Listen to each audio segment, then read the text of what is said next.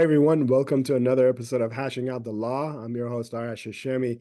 Today, I have a special guest all the way from Wisconsin, Jon Groth, joining me. Jon is an attorney. Hi, Jon. How are you? I'm great. How are you? I'm doing well. Jon, we were speaking before we started this, and you're from Wisconsin. You're a Bucks fan. We talked about some of your disappointments. Well, please tell us a little bit more about yourself and how you got into law. Sure. Man, I graduated law school, almost exactly 24 years ago. I believe it was my trophy, or if my diploma is right. Um, May 22nd, approximately 2000. I graduated from Marquette Law, and I had clerked for a couple different personal injury law firms and a litigation law firm, and I got a job right away. As soon as I passed the bar, I was taking depositions that very next day, which was kind of exciting because I had worked for that firm and knew these cases. And then worked for another personal injury firm until 2010. And that's when I started Groth Law Firm. I That's started it awesome. in our basement. I had our dog was running overhead and our kids were running overhead, and I had one kid on the way. So two boys and one boy that was coming just months away, and went from that in our basement looking at the block wall in front of me to where we are now, where we are, statewide. We have our I guess I'll say international practice, where I have attorneys that do vaccine injury, and we have clients that are all over the world. If you get a vaccine in the United States or on a military base, you can be part of the system and get compensation for those injuries. But mostly the majority of our practice is single event car crash type practice in Wisconsin and in the region. Yeah, so that's kind of where we've gone and where we are right now. So you graduated May 22nd, which is my favorite date of all time. And then you were in your basement. How long did it take you to go from the one man show to where you are right now? Was it an overnight success or you had to put in a lot of work? It was, we cashed in everything to start the practice. I left my other firm, cashed in my retirement accounts, everything, to fund the cases and such. And I think I started with about 30 cases, and my business plan was that I would be, your trial lawyer in essence. And I sent out postcards to lawyers across the state saying, if you have a case that you need to try, call me any point in the process, give me a few weeks notice and I'll be there and I'll try the case for you. And that was my business model, that I would just, kind of like Abraham Lincoln, drive the circuit around the state and say, I'll stop by your office and we can use your office as, your office. So the client has that relationship with you and them. And I'll just be the, fly by night trial lawyer. And I did that for a little bit, and then um, it went from 30 cases to 40 cases to 60 cases, and then I was like, well, okay, this isn't doable. I can't do it myself. So I hired a bookkeeper, hired a law clerk, hired a part-time paralegal, and then it just kind of grew and grew and grew. And I was actually looking. I had on my phone. We have a couple buildings in the area, and I was moving from one to the other one just last weekend, moving some stuff.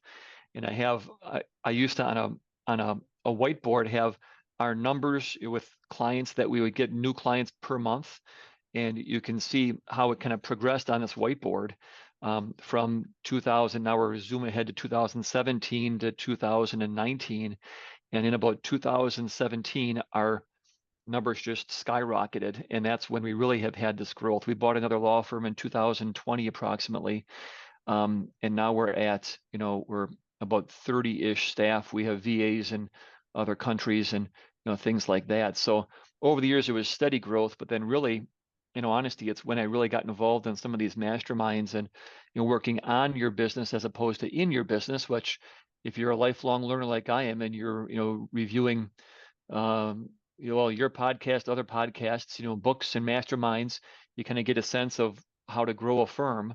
And I learned that back, 6, 7 years ago, working on your business versus in your business, and that's when it really skyrocketed. That's awesome. Now let's talk about some of your practice areas. I know you Yeah. said most of your cases are accident cases, injury cases, and you do the vaccine injury ones. Let's talk about accidents. Excuse me. So I'm in an accident. I'm in Wisconsin. I need a lawyer. And I find your name and I call you. Uh, what is some of the things that I need to have prepared to tell you? How do I get my case started?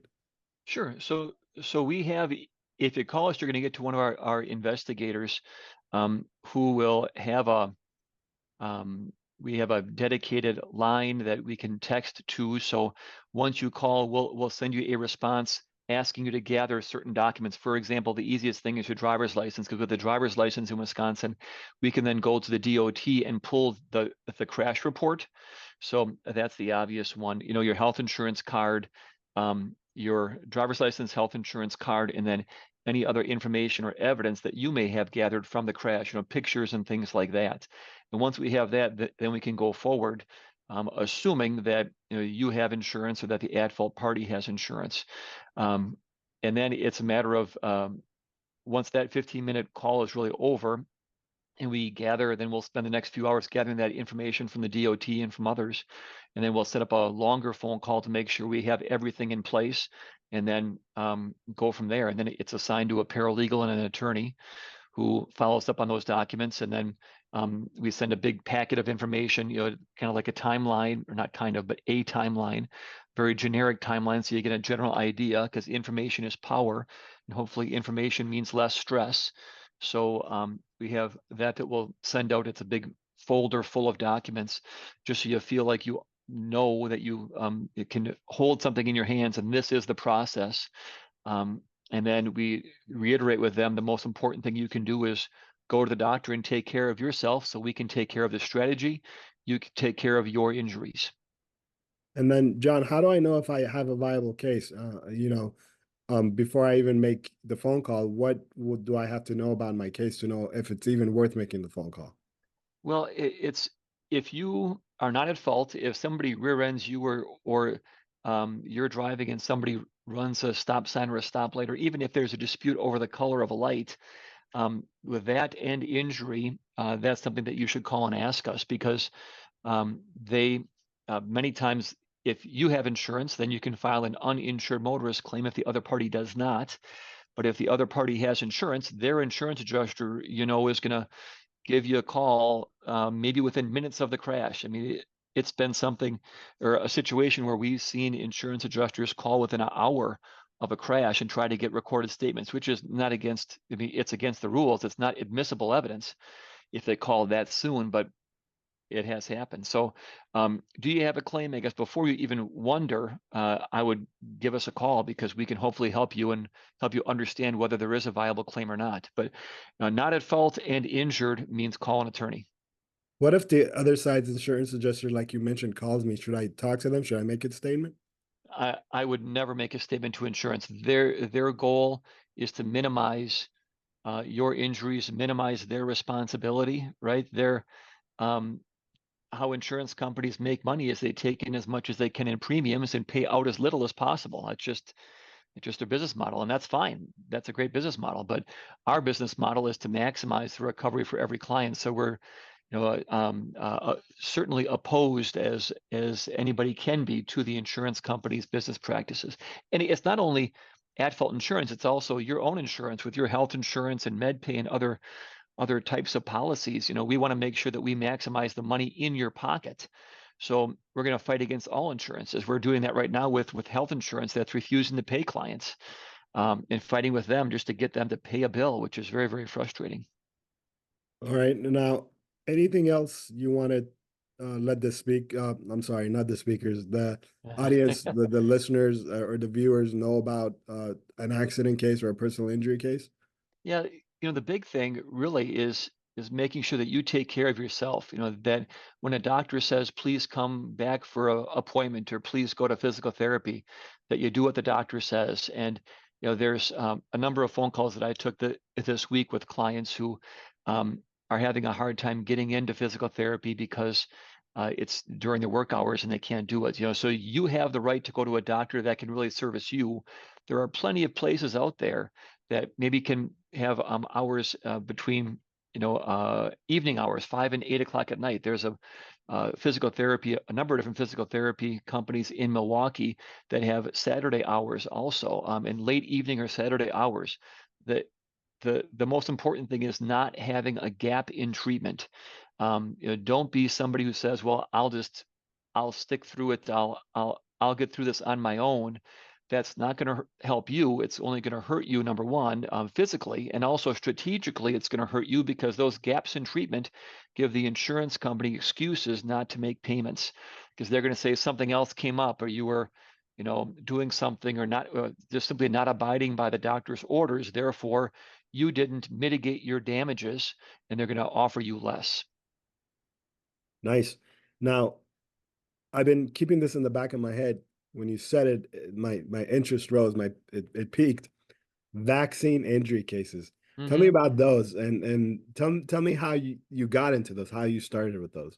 I had no clue they existed up until a few years ago, to be brutally honest with you. So, um, we were approached a number of years ago um, a broker, I guess I'll say, or somebody who was working with a law firm because the law firm was looking to sell and they didn't have young associates that wanted to take over the firm. So they approached me and I met with the attorneys and we were looking through their books and I see these numbers. I'm like, well, what is this? These average fees and these large numbers with, income over the years. And we looked into it and I knew this firm existed. They've been around forever. Samster, Conkle, and Safran. They're a very well-established firm in Wisconsin. Literally have been around for decades upon decades. But I didn't know that they did vaccine injury law. In the 1980s, approximately, there's this program that was set up that was for victims of vaccines who were minors. And let me go way back in the 70s. It was just the Old West, where if you were injured because of a vaccine, you'd go after Merck Sharp and Dome or Abbott Labs or whoever created the vaccine. Well, the lobbyists got the best of them, and they said we need to restrict the responsibility and liability from these companies so they can, with the thought of research and development going out there, and they can concentrate on research and development and not about liability. So they created this fund, and it's now billions of dollars, and it's administered by really the Department of Justice. It kind of in a very vague term. The U.S. Court of Federal Claims is the jurisdiction that manages this, and it's about 75 cents of every vaccine goes into this fund. And if you meet certain elements, if you have a vaccine, let's say a flu vaccine, and you have pain within a couple days and it lasts for 6 months, it's a scheduled injury, which just simply means it's kind of like workers' comp in Wisconsin, that if this happens, then you can get compensation. And it's really that easy that if these certain things happen, then you can get compensation, but you got to go through the whole administrative process. So it's only one court, the U.S. Court of Federal Claims in D.C. You have to be licensed before that um, uh, uh, uh, process before the court to be a member of the bar, which we have 3 attorneys who are, and then you have to file your certain documents and have your proof. There's a Department of Justice attorney who will be defending it. HHS will do the investigation for medical records, and then there's a judge, a special magistrate who oversees the process. And it's not short. It's a long process because it's the government, right? They're going to take their time, and there's a backlog. Um, but it's something that we learned from Jerry Conkle, who taught us here how to do this, and his staff have been fantastic, and they have decades of experience doing this. And now we have um, uh, really kind of uh, unusual practice because I don't know how many this week, but at least a couple people called us this week about vaccines. One was COVID, which they haven't passed the laws on COVID yet, so those aren't in the vaccine injury compensation program. But because of COVID, I think people are getting more flu vaccines, and the flu vaccine has been in the program for since the 1980s. So we see lots of SERVA injuries. They're called shoulder injury as the result of vaccine administration, where it's almost like a frozen shoulder or a numbness tingling in your arm after a flu poke, and you have pain problems for 6 months, and then you get your medical bills paid for by insurance. You get compensation separately from the U.S. Court of Federal Claims, and attorneys don't get any part of that compensation from the U.S. Court of Federal Claims from the Vaccine Injury Compensation Program. Attorneys bill separately, and the fund pays us separately. So it's not contingency. If you get $50,000, you get 50,000, and then the attorneys, after you get paid, the victim gets paid, attorneys file a petition, and then the U.S. Court of Federal Claims, the magistrate judge reviews our bills. We have to keep our bills hourly, and then we get paid separately after the fact.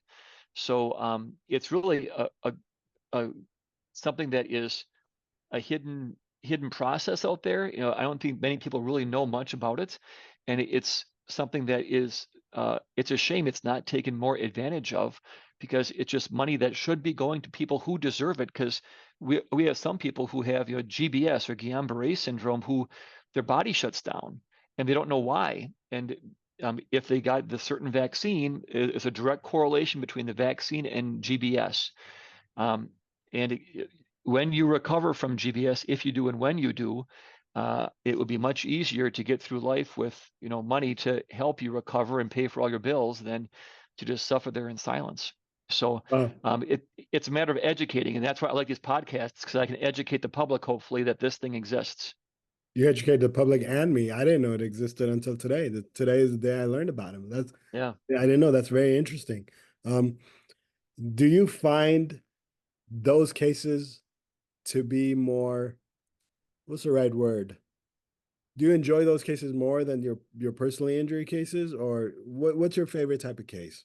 Oh, my favorite kind of case, boy. Have you ever watched the movie A Civil Action with John Travolta? No, I have not. Oh, you got to watch it. I watch it probably once every few months. It's a really good movie. Um, let me go back to that in a second. My favorite kind of case, I like the vaccine cases because there's certainty. Um, when you get into the non-scheduled cases, or the cases that you don't have the direct correlation, but you have to deal with scientists, and then like a Harvard professor to figure out, did this particular molecular structure cause this injury? That's interesting. Um, but it's lots of paper, lots of paper, and not very much arguing. When it comes to my favorite kind of cases, I'm a trial lawyer at heart, so I really do enjoy going to court, getting ready, being there, in the arena. So I enjoy that, and that goes back to A Civil Action, where John Travolta at the beginning of the movie is walking with his client to court, and the whole um, prelude, I guess, to the movie, the very beginning is him walking down this long hallway, and he's saying over the top of the audio, or over the top of the video, his audio is the the calculation of a plaintiff's injury practice and what the value of cases is and how you analyze these things and the strategy. That's what I enjoy, are cases that I can use the experience that I have and the strategy that I've learned over these years to maximize money for clients. So if it means going to trial, I enjoy it. I have a lot of good stories about trial experiences. If it means just getting a client in, like we had a case recently where a client came in and had some pretty horrific injuries, and they had multiple insurance companies who paid health insurance. And there were minimal limits, not very much. It was like $250,000 in limits. And having that strategy to get all the bills paid by one health insurance, because we knew if they paid, they'd have to waive, so we get more money in the client's pocket. Those kind of strategies I really enjoy. So I don't know what's my favorite kind of case. They're all my favorites. I don't know. It's like Anything saying, anything that goes to trial. I guess, yeah, I guess. So I have a question for you. The vaccine cases, you said it's an administrative process, right? So there's no jury trial, there's no bench trial. It's just an administrative hearing, correct? Well, no, so there is eventually there's a bench trial Okay. before a special magistrate. There'll be a finding on what the compensation would be, or a finding on cause. Sometimes you have something that doesn't meet the schedule, it doesn't meet the actual the parameters, but science says, and our experts say, that this injury was caused by, was the result of this particular vaccine.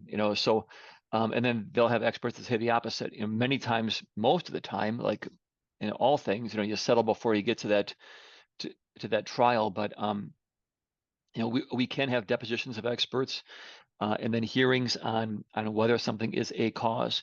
But really, it's very, very few and far between before you get to that process. And then certainly you could appeal. There's an appellate process also for the vaccine cases. Nice. Now, John, I'm in Wisconsin. I am not in Milwaukee, I'm in another city. If I get in an accident and I'm not at fault, can I call you or do you only handle Milwaukee cases? I go everywhere. I'm going to be up in, if this is Wisconsin, I'll be up there tomorrow. Right now, I'm down here. One of my attorneys is down here today. One of my attorneys is going over there tomorrow. We have an office up in the Green Bay area. I've handled cases all across the whole state, so we've been everywhere, and it's kind of something that, back in the day when I was at a different firm, we I would drive a couple days a week, meeting with clients across the state because this is back in the early 2000s when Zoom really didn't exist. There wasn't that, comfort level with FaceTime, for example. So remote work really it didn't happen. But now, gosh, it's so easy. I had a meeting last week with clients. I think mom was in Illinois, maybe dad was on business somewhere else, and the kid was in the hospital. So I mean, it's nice, I guess, if there's a blessing that came from COVID, is these kind of interactions are much more normalized, and we can help more people. I agree with you. That's the only positive thing I can think of about COVID. Now, John, the vaccine cases, if I'm injured by a US vaccine, it doesn't matter where I am in the world, I can call you and you can represent me, correct? Exactly correct. Exactly. You could be in Alaska, Hawaii, or you could have been in Germany at a military base. We had a client who was in Siberia, had a vaccine at a military base, and then um, was talking to us when he was in Siberia. So it can be anywhere. Correct. How do I get a hold of you, John? How do I get a hold of your firm? Sure. Well, boy, we could do old school and 414-999-0000, or new school, just simply growthlawfirm.com, Groth lawfirm.com. And, we have a chat mechanism on there. You can click the call, those kind of things, or you can text us at our main line, the 414-999-0000. Call or text that line, and we'll get back to you in moments. Awesome. We're gonna make sure that all those informations are included in the podcast links so people who need to get a hold of John can find him easily. Now, um, I always ask the similar type of questions for all my guests. What when is that moment when you were younger in your head that said you want to be a lawyer? Man, it goes back a ways away. I wanted to be a limo driver, a pizza delivery man, or a lawyer when I was probably, I don't know how old I was, maybe 8 or 9 or 10 or something like that. I have a conscious memory of getting out of my parents' car. I think they had a Oldsmobile Delta 88. I think it was a 1984, but whatever. So I was probably, yeah, about 9 or 10. And I was getting out of the car, and my mom asked me, what do you want to do when you grow up? And I said, I want to be a pizza delivery man, a limo driver. I may have said president of the United States, but that's kind of blurry. But certainly I said lawyer because my best friend's dad was a lawyer, and he got to have a suitcase, and he wore a suit all the time. When I would see him, and when I would go to Scott's house, and I'd see Mr. Guconnect come home, he looked pretty darn cool, So, and then having him talk about, some of the stories, that's when I kind of got interested in it. And then I was brutally shy and did not have a very good speech pattern when I was in high school. So I was not a very big talker, and I had a um, a teacher who kind of helped me get out of my shell, and then very good advice in college where I was the opposite, and I was involved in student government and all those different things. And then it just was the natural progression that, oh well, maybe I should fulfill that dream. I could go for that, and the rest is history. I applied for Marquette Law School and a couple of different law schools and got in, and here I am. So it all goes back to my mom asking that question back in about 1984, 85. So I have the same question, but a little bit different. At one point, did you give up wanting to be a limo driver and a pizza delivery man? Um, yeah. Well, once I discovered the how do I be now nice about it? The different doors will be open to you if you choose the pizza delivery man option in your life, or a lawyer entrepreneur option in your life. And I'm glad that I chose this. So my father was or is a retired fireman and firefighter, and seeing what that kind of work did to his body over those decades of saving people's lives, I'm glad that I chose this because um, um, it's kind of tough to see, well, just people who you help out who are injured from doing backbreaking labor throughout their entire life. That's pretty tough. So I'm glad I chose this because I think I can hopefully spend some more of my years with my active kids than others can. So it's options, it gives you options. I'm probably going to work longer than most people, and I'm had more debt starting out than most people, but it's a choice that I made that I think I made the right choice. Now, John, you can actually do all three of them right now because you know how you said you're driving everywhere, you get a Hmm. limo, yeah, and then take people with you and then Yeah, deliver some pizzas. just go do DoorDash, There right? you You just go. quit the DoorDash. There you go. You know what? Um, I should actually, just for fun, I will probably do that just to say that I could do it. Yeah. Well, Uber Black's like a limo, so I got that going for me. Uber Black. there I you got to get go. a black car. I'll have to buy a black car, but Yeah. yeah, cool. Good Yeah, you idea. should. Thank you. Yeah, one day you should do that. Yep. Yeah. But on the serious side, if you couldn't be a lawyer, what would you be? Now, besides pizza delivery man Yeah. and those childhood dreams that we have, what would you do? I think I would probably be in sales. I think there's a lot of relationship between being a lawyer and an entrepreneur lawyer, really, and being a salesperson. Somebody who um, you have to be an expert in that field. So if you're selling, office equipment, or you're selling copiers, for example, we're just dealing with a copier salesman now. I mean, somebody who knows their trade, and then selling their service, and that's really what we're doing, right? We're selling our expertise to others. Um, so maybe sales, probably some kind of salesperson, somebody who works in that, or um, What would you uh, sell? What would you what sell? would I sell? I don't Can you know. sell That's a great anything? Can question. I give you anything you can sell it, or is there a specific thing you would prefer to sell? Uh, I'd have to be interested in it. I mean, it's going to be nice this weekend, so maybe boats. I'd sell Boats? a boat. UTVs, those kind of things. We're uh, we have a cabin up north, and we're um, putting a dock up. So a dock salesman. I mean, those kind of things. I kind of think about that. It's like, well, maybe this would be kind of fun. If I retire, I would maybe go and just be a boat salesman, or go and use my skills to help sell dock extensions to people. And then you can have the excuse you're on the lake. Let's bring my fishing pole and see if I can catch a couple bass while I'm there. I'm sold, John. I'm sold. I'm gonna come up there and visit you on your lake. I've never been to Wisconsin, but if I go, I'm going to your lake It's house. beautiful. Yeah, please come on up anytime. You're welcome. Thank you.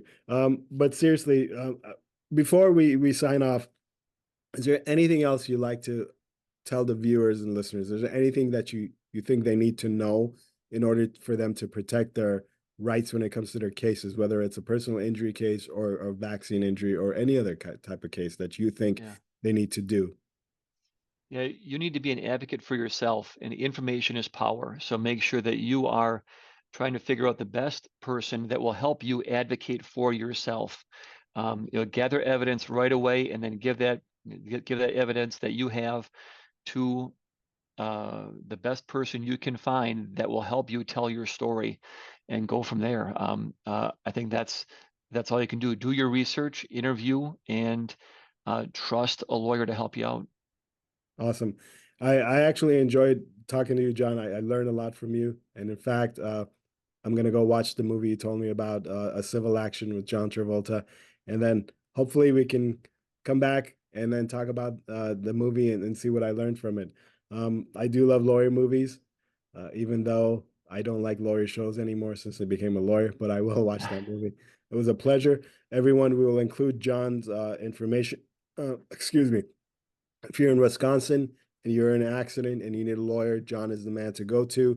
And if you've ever experienced a vaccine injury, which I learned about today, John can help you no matter where you are across the world. John, it was a pleasure. I wish you luck, and I hope to see you soon. Well, thank you for the time. This was lots of fun. I appreciate the great questions, and hopefully we'll be able to talk again. Have a good day. Thanks. You too.